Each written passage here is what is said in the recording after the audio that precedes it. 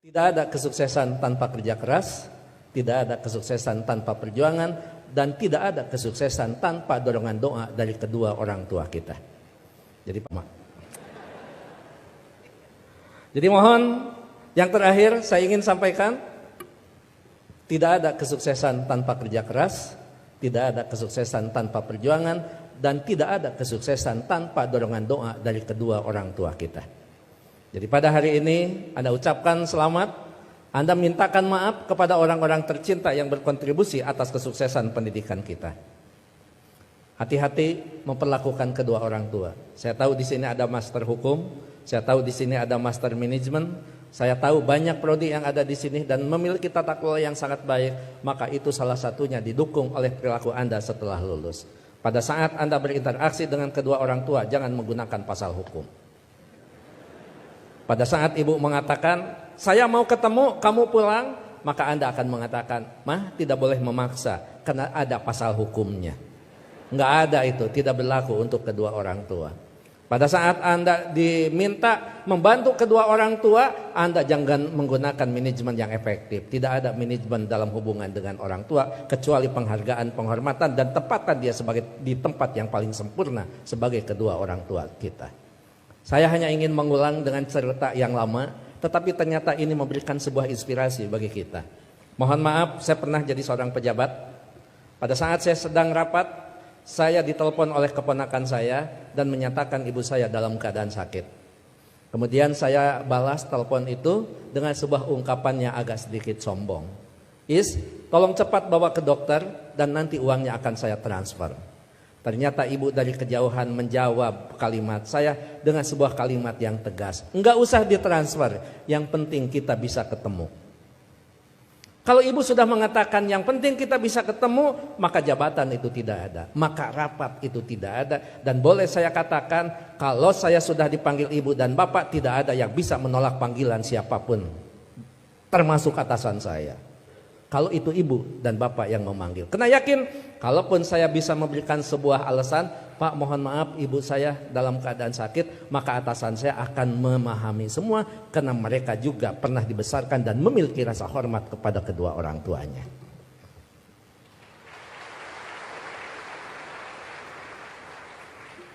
Pukul 8:30 malam saya pulang. Dan saya sama seperti Anda, mungkin saya lebih kampung daripada Anda yang hari ini di wisuda. Saya tidak dilahirkan di tengah kota, saya dilahirkan di kaki Gunung Papandayan yang sekarang terkenal dengan tempat wisata Kawah Papandayan. 3 jam saya sampai di rumah, 11:30 saya sampai di rumah. Ternyata ibu dalam keadaan segar bugar, tetapi saya tidak menunjukkan perasaan suudon kepada ibu. Kenapa? Ternyata di situ ada hikmah.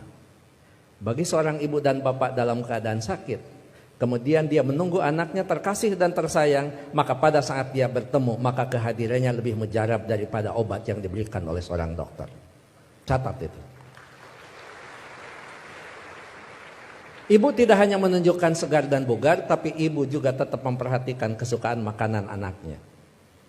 Saya dimasakkan sayur kacang merah, saya digorengkan asin peda, saya dibuatkan sambal terasi, dan saya juga dibakarkan pete. 11:30 malam, coba bayangkan ada sayur kacang merah, nasi putih, bakar pete, dan belum peda ditambah sambal terasi. Boleh dibayangkan setelah wisuda.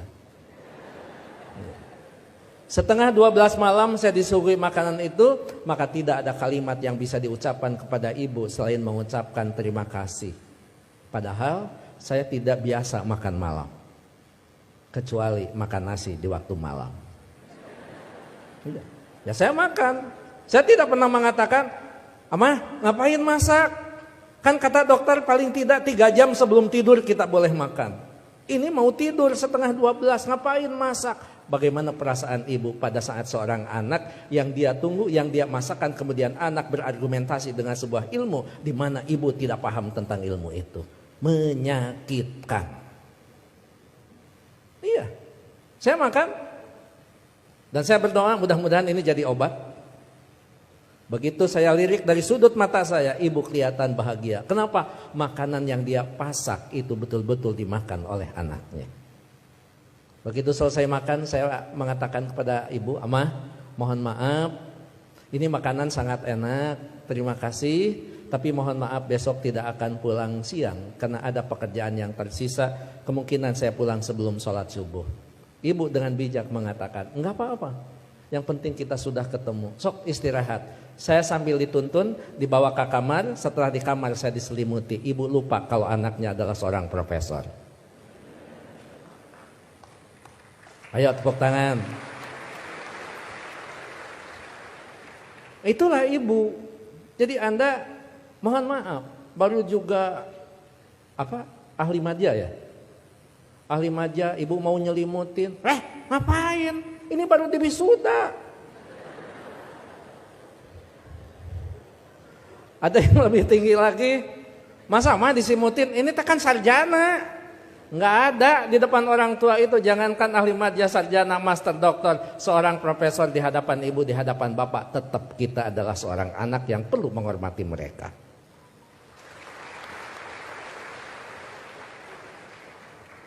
Yang paling indah dan paling membuat saya terharu, pada pukul 3 saya bangun, ternyata ibu sudah berdiri di samping saya sambil menepuk bahu saya. Cepat kamu bangun, jangan lupakan sholat sepertiga malam terakhir. Kenapa? Kamu bisa mendapatkan yang semua ini bukan karena kepintaran kamu, jangan-jangan bukan karena kecerdasan kamu, mungkin keberuntungan doa kita dikabulkan oleh Allah Subhanahu wa Ta'ala. Jadi ibu masih khawatir tentang anaknya. Ibu khawatir anaknya merasa pintar sehingga pintar menjadi sebuah kesombongan. Ibu masih khawatir anaknya cerdas, cerdas menjadi sebuah kesombongan. Bahkan melupakan siapa yang menentukan takdir segalanya pada kehidupan kita. Itu pada profesor itu. Jadi tolong ibu bapak, sebagai orang tua, anak kita hari ini di wisuda, tetap mereka adalah anak kita yang perlu kita luruskan pada saat mereka terlempar dari jalan yang memang ditentukan.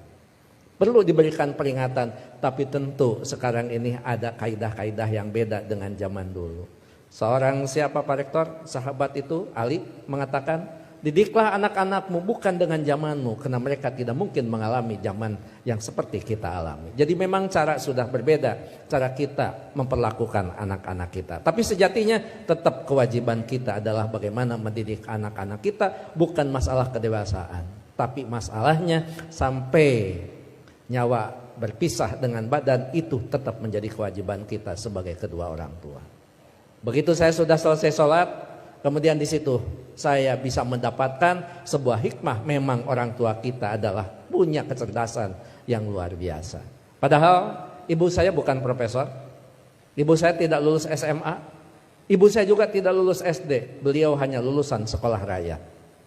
Tapi apa? Dalam sebuah komunikasi waktu itu saya katakan, "Amah, sekarang saya pergi, mohon pamit." Ibu masih bertanya, "Kamu nanti sholat di mana?" Saya jawab, "Nanti sholat di jalan." Ibu langsung mengkritisi kalimat saya, "Jangan suka sholat di jalan, ketabrak mobil." Itu kata ibu itu.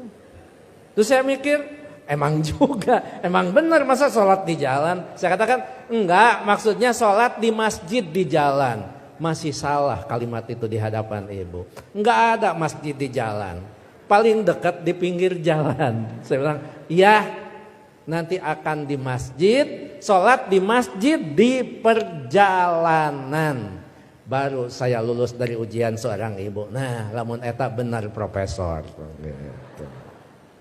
Dan yang terakhir, saya mohon maaf tadi malam tidak transfer karena Amah mengatakan tidak boleh transfer, tidak usah transfer, sehingga saya tidak transfer. Disitulah kecerdasan ibu luar biasa. Iya, nggak apa-apa. Ngapain harus transfer ke seorang ibu? Mana? Ibu lebih cerdas daripada seorang profesor. Oleh karena itu tentu saya berharap sekali lagi, kalau kita mau sukses, berbaiklah kepada guru, kepada orang tua kita. Kalau kita mau sukses, jangan pernah Anda melupakan, karena kesuksesan kita adalah jerih payah dan hasil pemikiran kedua orang tua kita, termasuk guru-guru kita. Mudah-mudahan orang tua kita yang sekarang masih ada tetap diberikan kesehatan, diberikan usia yang panjang, tetap mampu membina dan membimbing anak-anaknya sampai menjadi investasi yang terbaik bagi keduanya. Bagi orang tua kita yang sudah tidak ada, termasuk kedua orang tua saya, mudah-mudahan senantiasa mendapat tempat yang terbaik di sisi Allah Subhanahu wa taala. Amin. Saya pikir itu Pak Rektor, Pak Ketua Yayasan, hadirin Sivitas Akademika Unpam yang saya hormati. Mohon maaf kalau sambutan saya agak sedikit panjang karena saya tadi mengimbangi Pak Rektor sangat panjang, kemudian Pak Ketua Yayasan sangat pendek, maka saya setengah panjang dan setengah pendek. Mohon maaf tidak bisa mengikuti wisuda sampai akhir karena saya harus mengejar waktu ke Tasikmalaya Pak Rektor. Apapun tadi yang dibicarakan oleh Pak Warek sudah dibicarakan dengan Pak Warek dan Pak Ketua Yayasan. Begitu juga kepada Pak Direktur, saya mohon pamit. Anggap saja kalau di Kementerian Agama kan tidak aneh, anggap saja saya penghulu. Penghulu biasanya kalau sudah menikahkan ijab qabul dinyatakan sah, penghulu biasanya pamit diri dan tidak perlu menunggu sampai resepsi. Terakhir, saya tidak akan membacakan pantun, tapi ini ulangan dari wisuda bulan kemarin karena setiap bulan Unpam wisuda, bahkan Unpam setiap wisudanya juga tidak bisa diganggu karena hari Minggu. Jadi saya tidak bisa menolak undangan Unpam. Gitu. Anda hanya tahu saja yang wisudawan wisudawati. Saya ini mantan aura kasih. Sekian dan terima kasih. Assalamualaikum warahmatullahi wabarakatuh.